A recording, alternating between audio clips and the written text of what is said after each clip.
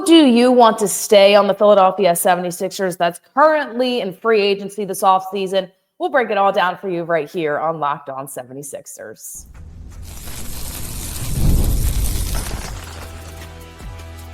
You are Locked On 76ers, your daily Philadelphia 76ers podcast, part of the Locked On Podcast Network, your team every day. What's going on, everybody? Welcome into Locked On 76ers. We're your host, Keith Pompey, 76ers beat writer. I'm Kayla, Santiago, sideline reporter for the Delaware Blue Coats, the NBA G League affiliate of the Philadelphia 76ers. And if you're watching us on YouTube, wherever you listen to your podcast, make sure to like, comment, subscribe.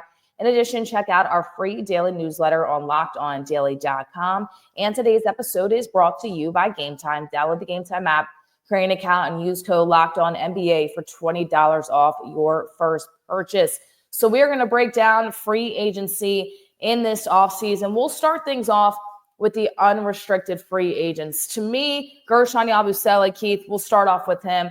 Absolutely somebody you want to see in a Sixers uniform.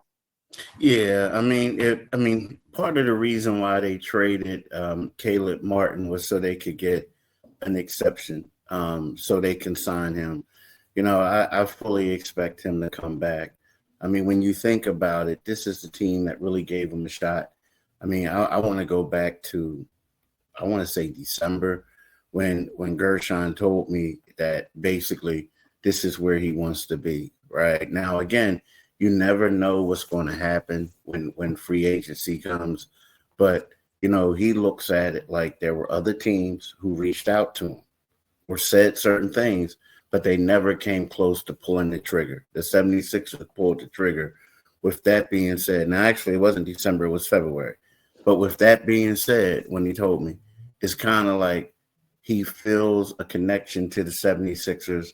And let's face it, you know, he played his best basketball when he was on the floor with Maxey, Paul George, and the others. Now, he has to get his timing down a little bit when he's with Embiid, but I think it will come. But he's the type of guy, because of his skill set, his ability to stretch the floor and shoot, what's going to happen is when he's on the floor with Maxey, Paul George, Embiid, he's going to be the guy that people are going to leave open, because they're going to be focused on him. And those are the type of games that he's going to feast in. So, yes, he's the type of guy that, and I think the Sixers know it. I mean, I think that they have the money allocated for him, everything, that it's just going to be one of those things where free agency comes, and next thing you know, they sign Gershon. Even if it doesn't happen the first day, the first 3 days, just know that unless somebody throws the bank at him and gives him an offer that he cannot refuse, I believe that this guy is going to be a 76er. To me, he's a need. Check mark next to need for Gershon Yabusele last year, averaging 11 points per game, just under 6 rebounds as well. But the thing about Gershon Yabusele that I really like is I feel like he's one of the better fours that can play alongside Joel Embiid in a starting lineup, possibly. In addition, obviously, we've seen him back up the center position a little bit. Now, not necessarily the natural position, but I feel like he was able to gel a little bit better than some might have expected, being in so many different positions this year. So Gershon Yabusele is definitely a player that I think the 76ers, and they know the 76ers, should look into keeping next season. I think he will gel very well with Joel Embiid if he has to back up as a 5. He's just such a versatile player that the 76ers can really rely on, and that is huge when you're looking at bringing back possibly a younger lineup that can go out there, stretch the floor a little bit. And I like Gershon Yabusele. I think he was a really good addition to the 76ers. So I'm all in on Gershon, the 76ers going to get him. Here's the thing about Gershon, though. The thing is, I think a lot of stuff with Gershon and is great fit, but I think a lot of it is going to depend on what the 76ers are going to do with Paul George as well, right? Because we look at Gershon and you say, okay, he can be that power forward, the starting power forward. However, if Paul George can't guard threes, right? If he can't, then next thing you know, I think Gershon is going to come off the bench. The thing, and like you said, he can shoot the ball. He could do a lot of things. The only thing I didn't like is when Joel was on the floor, he didn't play his best basketball. as of yet, because what happens is, I don't know. I think that right now where he benefits from is that centers cannot defend him. He's just too quick for him. But at the same time, he can't really defend fours, if that makes sense. So that's something that they got to work on. But when you look at him, we talk about, let's face it, what else do they have right now and at the power forward position? Like, he's the only one that they have. The rest of them, they have a bunch of undersized wings, right? Or, playing that position, and they want to guard for that. So, the thing about Gershon is a position of need, someone that they really need. And Gershon was such a complete player this year in different aspects. You alluded to, we saw him shoot a little bit better, especially in that corner. And when you look at him playing with Joel Embiid, I think that's something that is going to take some time. But then again, Joel Embiid didn't play a full season this past year. So you have an opportunity for it to take some time, see how it works. And I think the 76ers really like what they saw from him this season. I know that we did. I know a lot of the fans like what they saw from Gershon Yabusele as well. And he's definitely a player that you look at and you say, okay, you can put him on a team with the Tyrese Maxey, Paul George, and Joel Embiid. Where is it going to be the starting lineup? Is it going to be off the bench?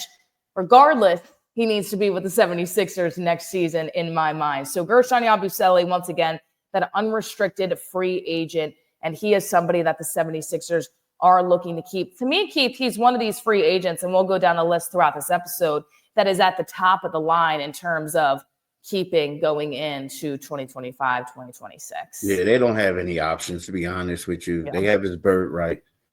They can't go out there. Like, if Gershon Yabusele played for another team and he commanded the money that the 76ers wanted to give him, I don't know if they could get him, to be quite honest with you. I just don't know if they could get him. So, I get it. They do have an exception. They do have some other things. But at the same time, I just feel like, when he's on the top of their list, because they don't have a lot of options. The position of need, you could say, for the Philadelphia 76ers. Not just that, they don't have any money. Right. They don't have any money. They really don't. We talked about that last episode, how they kind of tie themselves up and what Daryl Morey did last season in terms of the extension, getting Paul George as well, and everything in between. So Gershon is a good fit all around for the organization, saving some money and things like that too. But we'll pivot really quickly to the other and second loan unrestricted free agent here in Kyle Lowry. Keith, I just don't know if there's enough space for him on this team. What are your thoughts? Here's the thing about Kyle. So you look at Kyle Lowry, and right now Nick Nurse is talking about that they're going to evaluate the coaching staff. Kyle Lowry knows Nick just as much as anybody in the 76ers organization, right? He was his point guard in Toronto. They won a championship together. Kyle Lowry wants to come back. Kyle Lowry is basically, he can be a coach or he could be a player who basically sits at the end of the bench and coaches from the sidelines. So when you look at it, this past season or last season, NBA top assistant coaches averaged under $1 million, right? That's what their salary was. They were between the $800,000 to $900,000 range. This past season, Kyle Lowry made $3.3 million. Now, my thing is, if I'm Kyle Lowry, if I'm the Sixers, and he doesn't want to make $800,000, you can give him 3.3 mil to be the coach at the end of the bench. You know what I mean? He's a guy who could practice with the team, yell, stuff like that. So for that role, I could actually see Kyle coming back for that role, because you know what? Financially, it's basically, he's going to be a player coach, an assistant player coach. So if you're talking about that in regards to somebody who Nick feels comfortable with, someone who all the players feel comfortable with, like he's always in Tyrese Maxey's ear, Jared McCain's ear, all that. Yeah, I think that that's a guy that you would bring back and you will give him a minimum salary. That whereas now last year he signed a minimum salary and it was for 3.3, but only 2 million counted against the cap. So basically, that which means is the NBA to the Sixers didn't have to pay all that money. So to me, I think if they go that route, it's a win-win situation just to have his voice and to have him in the locker room, for them. He could be, the wily veteran at the end of the bench. It also helps that he's an NBA champion, too. You add that to his resume. I think, too, when it's interesting you bring up just the leadership and the voice of Kyle Lowry, because I think when Al Horford came in those years ago, the 76ers were looking for him to kind of also be that guy for Joel Embiid. It doesn't end up working out, but it does seem that the relationship with Tyrese Maxey and Kyle Lowry is much better than that was a few years ago in terms of Tyrese Maxey actually listening to Kyle Lowry, taking a little bit of his advice and everything in between. For a squad that was really depleted last year and was looking to win and try to go to an NBA championship or getting to that Eastern Conference final, Lowry is somebody that has been there, can help them, can have that opportunity to be in Tyrese Maxey's ear and be that player that they could have. So I'm with you on that one in terms of what they bring him back for. But Kyle Lowry, more of a guy that's going to be that veteran, that leader that guys can look up to rather than getting a ton of minutes or anything like that. From that standpoint, a little bit of a player coach there for Lowry as well. So we'll continue to touch on free agency. We'll go down the line of restricted free agents because it gets a lot more interesting in that category. So we will touch on that right here on Locked On 76ers. And we have to tell you about Skims. Not only do they make Skims for women, they also make them for men. So if you are trying to get a little bit of comfortable athletic gear or anything in between, Skims has everything you need. If you want to get a gift for a friend, family member, or a significant other, Skims is the place to go. It has fit, comfort, and just finding the right style as well. Skims has been able to deliver all of that. Their men's line offers something for everyone, from boxer briefs to classic briefs, all designed the perfect balance of comfort and style. The Skims is fantastic to use. Once again, whether you're running errands or working out or anything in between, it is perfect to use for every single aspect. The lightweight material feels amazing, almost like you're wearing nothing at all. Shop Skims Men's at skims.com/lockedonnba and Skims stores as well. Let them know we sent you after you place your order. Select podcast in the survey and select our show in the drop-down menu that follows. Once again, shop Skims Men's at skims.com/lockedonnba and Skims stores as well. Let them know we sent you after you place your order. Select podcast in the survey and select our show in the drop-down menu that follows. And there's nothing like the atmosphere of an NBA playoff game. Every bucket, every defensive stop, every moment feels huge. It's electric in the arena, and with Game Time, you can be a part of it without the stress of last-minute ticket hunting. Game Time makes it fast and easy to get playoff tickets, even when demand is high. Prices on the app actually go down as tip-off gets closer, and their last-minute deals save up to 60%. Here's why I use Game Time. Priority, last-minute deals. Save up to 60% off buying last minute for sports, concerts, comedy, theater, and anything else. The all-in pricing menus, no surprise fees at checkout. What you see is what you pay. Take the guesswork out of buying tickets with Game Time. Download the Game Time app, create an account, and use code LOCKEDONNBA for $20 off your first purchase. Terms apply. Again, create an account and redeem code LOCKEDONNBA for $20 off. Download Game Time today. Last minute tickets, lowest price guaranteed. So make sure that you go check it out today. All right, some restricted free agents. Now, we've talked about a few of these names already in our episode yesterday. So I'm going to go with some of the names that we haven't touched on so much.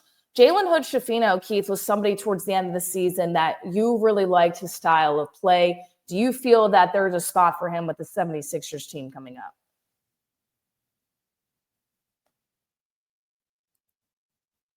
See, that's a tough one because you just have to figure out what he's doing now. Again, I think Jalen Hood-Schifino is a developmental player. And I feel like if the 76ers want to take a long look at him, then, yeah, possibly you can link him to a two-way contract. maybe, go that route. And I think maybe that might be the best bet for him. And if he shows you that he's someone that you can develop or someone that you really like, I feel as though that maybe that's someone that you could probably convert it later or whatever. But right now, I don't know if there's room for him on the 15-man roster, to be honest with you. The thing that I like him, but the thing is, he's extremely inconsistent. I mean, he had some games where he played well, a few of them, but for the most part, his shot wasn't falling, and he's looks like a development guy. So my thing is, if you have a two-way for him, he's a two-way player. But aside from that, as of right now, if you had to say, you just got to give him a full-fledged normal roster spot, I don't think that I would do that. But I do like him in regards as a two-way and as a developmental player. He's only 21 years old, too, and I think he still has some to develop, and I think you can do that in the G League. The thing about Jalen Hood-Schifino is even if he were to somehow make that 15-man roster, I don't see him making a big impact in terms of the lineup that we're expecting to have back with the Philadelphia 76ers. I think he needs to continue to play more. He would get a lot of minutes with the Delaware Bluecoats if he's able to get on that two-way with Philadelphia 76ers. So I'm right on that with you too, Keith. I think that Jalen Hood-Schifino should be there. On a two-way, though, you see what happens. You get called up. You get an opportunity to dress, possibly get some minutes in the NBA. But why sit on the end of the bench where you could also be playing with the Delaware Bluecoats, be in that developmental league, and play a lot of minutes and continue to get better and better? And I think that Nick Nurse really liked that about him, too. In addition to that, I got a chance to talk to Nick at one of the Bluecoats games, and that's exactly what he said. You have an opportunity to go down there and play real minutes against G League talent and develop your game even more. So Jalen Hood-Schifino, to me, is somebody I would like to see on a two-way with the Philadelphia 76ers Bluecoats next season for this team. Now, this is an interesting one, Jeff Doughton. I don't know if I see him with the 76ers at all next year, unless it's on a two-way, but I think another team might scoop him up with another two-way deal. There's just no room for him. They've tried it year after year. He's starting to get older. He's not necessarily young for the NBA anymore. So I'm going to say no to Jeff Doughton. Well, if you say no to Jeff Doughton, he can't play for the Sixers because I think he's running out of time with two ways. I think this is it for him. I say yes for Jeff Doughton. The reason, I do. I do. And the reason why I'm going to say yes is because, here's another guy who Nick Nurse, let's face it. I mean, they joke and some guys say that's Nick Nurse's son, right? Yeah, he does really like him, yeah. So if that's his son, and then also, he's a guy, let's face it, when they went to Washington, he had 30 points. When they went to OKC, they were getting their doors blown off. But guess what? He played well. He was one of the few guys. So, for the most part, like the last game that he played in of the season, I believe it was against the Hawks. He was horrible. I mean, I would just say that. Yeah. But aside from that, those other stretches, he did certain things. Jeff Doughton is doing the things that Nick Nurse wants him to do before. And what I mean by that is he's getting buckets. He's playing pretty good defense. I mean, the one thing is when he went home, and I know it was a G League game, played at an NBA arena with NBA uniforms on when they played the Washington Wizards. But he had 30 points, which was a game high, a career high. He also had 4 steals, which was a game high. So when you look at Jeff and you look at the relationship that they have, I'm not saying that this is going to be a guy who is going to get a lot of minutes. Mm-hmm. But I'm saying, like right now, when you look at Jeff Doughton, you look at Jared Butler, you have to say that Doughton's production has been better than Jared Butler's in a more consistent basis. I would agree with that. So with that being said, I say I have to disagree. and say he's a guy that I think that he could be at the end of the bench for them, just for two reasons: the coach's comfort level with him, and secondly, he's a guy who doesn't need the ball and he can do other things to help the team out. Nick Nurse has spoken highly every time we've had a chance to talk to him about Jeff Doughton, so I wouldn't be surprised if that happens. I'll stand by my claim. I don't see enough room for him on this 76ers roster, but we'll wait and see. Last restricted free agent here is going to be Quentin Grimes, who we talked about this yesterday, so we don't have to go too in depth, but I would love the 76ers to keep, so he's an absolute yes for me.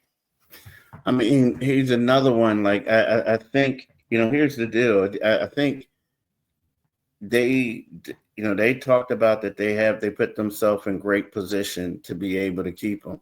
Right. Now, let's just say if a team throws a ridiculous money after him, then you have to really sit back and look and say, okay, all right, am I going to go up in that second apron for him?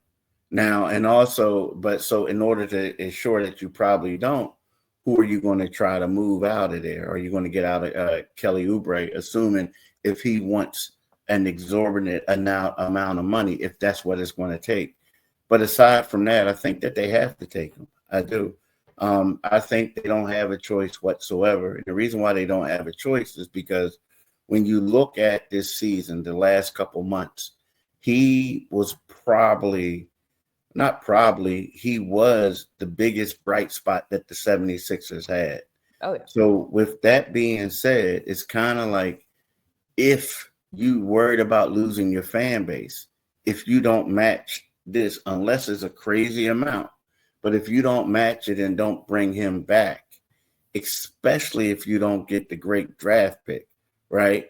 I think that you're going to lose fans. And it's going to be kind of sort of like what happened with Paul Reed. Like when it was a point in time when 2 summers ago, when the 76ers were struggling in regards to free agency, they weren't making any moves, none whatsoever.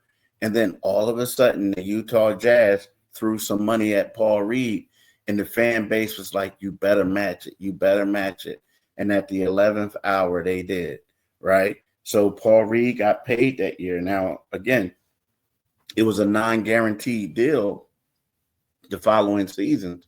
But at the same time, I feel like it's going to be similar where the 76ers do not have a choice but to go and sign Quentin Grimes unless somebody throws a ridiculous amount of money at him. And to me, this is even bigger than Paul Reed. I mean, Quentin Grimes has been really the only thing and one of the only things at the end of the season that fans have been able to get excited about. So he's already a fan favorite. We talk about every player saying, oh, they want to stay in Philadelphia, but he said all the right things for the fans to be able to hear. So Quentin Grimes, the 76ers, make it work some way, somehow. I would like to see him. We'll continue to talk about more in addition to Justin Edwards, Lonnie Walker, Jared Butler, a little bit of Kelly Oubre, Eric Gordon, Andre Drummond as well when we come back on the other side. So make sure you stick with us.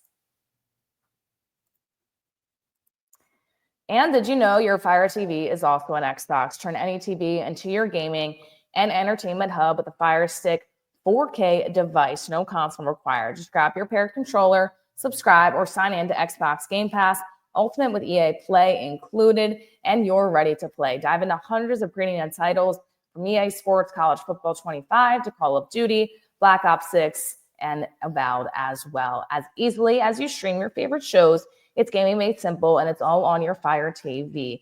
Latest technology for elevated playing with Wi-Fi 6 and 6E at auto low latency mode. Advanced technology. You can check out the Fire TV Stick 4K. Delivers smoother, more responsive gameplay with lightning fast speed you need to stay competitive. And hosts with hardcore gaming experience can share their experience on how Fire Stick TV works, and it can be a game changer as well. So head to Amazon.com/Fire TV Locked On to get started. Xbox Game Pass, Ultimate subscription, and compatible controller required. Available on select devices, including Fire TV Stick 4K, 2nd Gen, Fire TV Stick 4K Max, 1st and 2nd Gen, and Fire TV Cube 3rd Gen. Make sure you go check it out today. Okay, I'm going to start here with a team option in Lonnie Walker. Keith, he showed me enough this year to possibly give him a look to see how he fits in with this roster in 2025, 2026. I really liked Lonnie Walker towards the end, 12.4 points per game, 3.2 rebounds as well. If the 76ers, to me, can keep him, I would do it. He's in the middle. I don't think he's in need. I think he's more of a one. What are your thoughts? I mean, I think they need to keep him. And the reason why I'm saying that is because we're talking about the financial situation that they're in. Right. I mean, where else are you going to be able to get a veteran guy who is played 6 years in the NBA, who was a first-round pick, a guy who basically can come off the bench and help you and give you buckets? So, I mean, when we look at it, I think sometimes people look at it as if like, how many points is he going to score a game? Like, what is he going to do? What, like, is he going to be in double figures? Is he going to be double digits? Or how many minutes is he going to get? Nah, we're talking about filling out a roster with valuable players that you can play. And I feel like that's him. The thing about Lonnie Walker, he's the type of guy, when you look at him, he's going to be a backup. Yeah. But he has the skill set and the scoring ability to be able to step up and have a larger role when need be, right? And as you notice, it took him a while to adjust. But once he adjusted, then all of a sudden it was like he was playing a video game and everyone else was like stuck in mud later on. It let you know that he was a legitimate NBA player, right? Now, the thing about him, in order for him to have those type of games, he has to get extended minutes. He's probably not going to get extended minutes. So what's going to happen is you're not going to see him be as productive, right? But that's not because he's not any good. It's because he's not getting the extended minutes. But at this particular time, they need him. They do. They need him. You're trying to fill out a roster. We're looking at other guys who you have. He's better than them, and he fulfills a role that you need off the bench. So, yes, if I'm the 76ers, I'm picking up that option. Lonnie Walker staying in our eyes. Let's throw over to Jared Butler. To me, he is a no. Yeah, I would agree. I mean, the thing about Jared Butler is, they gave up a lot to get him, but they did get 4 second-round picks. But they gave up Reggie Jackson, who Washington immediately waived. But they also gave up a first-round pick, and then a week later, they basically converted his contract until he was a two-way guy to a full-fledged. And that's not a knock on him. But when we talk about a guy, you asked the question beforehand, do you have a need or is it a want? You don't need him, because right now, let's just say if you bring back Quentin Grimes, he could be a backup point guard. If you bring back, Jared McCain's coming back. McCain's coming back.